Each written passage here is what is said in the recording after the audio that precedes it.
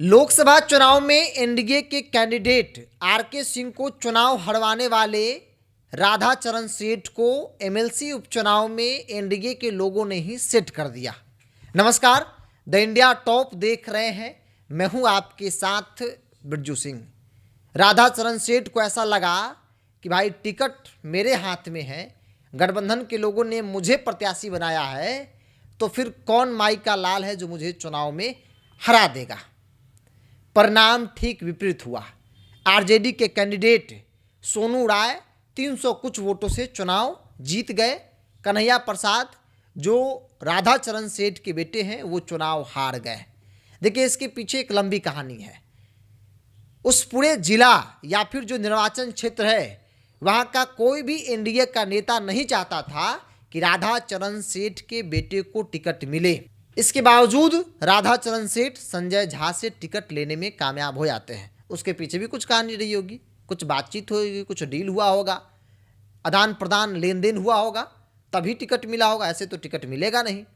तमाम लोग बागी थे, बावजूद भी कन्हैया यानी राधाचरण सेठ के बेटे को टिकट मिल गया। अब बारी थी वहाँ के नेताओं को गोलबंद होने की।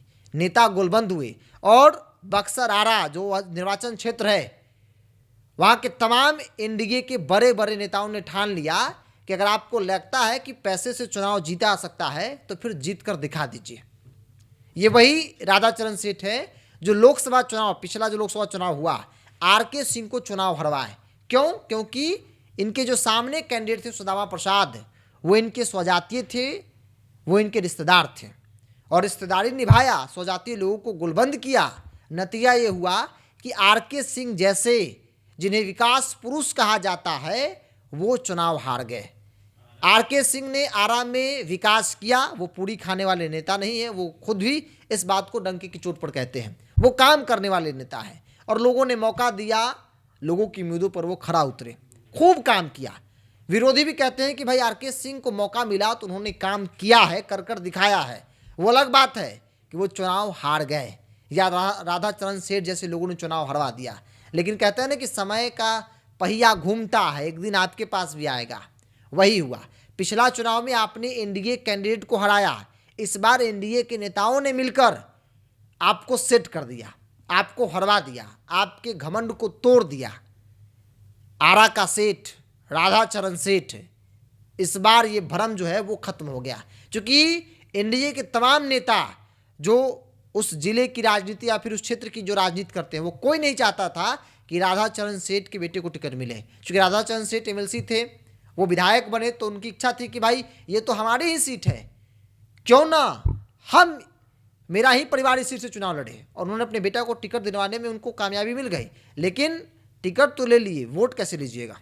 कई बड़े नेता, कई लोग तो बिहार सरकार में मंत्री हैं, एक आध लोग जो लगातार दिन रात लगे हुए थे कि राधाचरण सेठ की सिठाई जो है इस बार निकाल देना है, और उन्होंने वही किया। वही हुआ। एक दिन समय का पहिया चक्र घूमते घूमते इनके पास भी आया। आप अपने फायदे के लिए लोकसभा चुनाव में एनडीए कैंडिडेट को हरवाएं तो लोगों ने अपने फायदे के लिए एमएलसी उपचुनाव में आपके बेटे को चुनाव हरवाया। सब कुछ आप ही को चाहिए, एमएलए भी आप ही रहेगा। और एमएलए कैसे कैसे बने हैं, क्या क्या हुआ, पटना से कॉल गया, फिर सब कुछ बदल गया, सभी लोग जानते हैं। बहरहाल आरजेडी के कैंडिडेट सोनू राय चुनाव जीत गए और आरके सिंह को हराने वाले राधाचरण सेठ के बेटे कन्हैया प्रसाद चुनाव हार गए।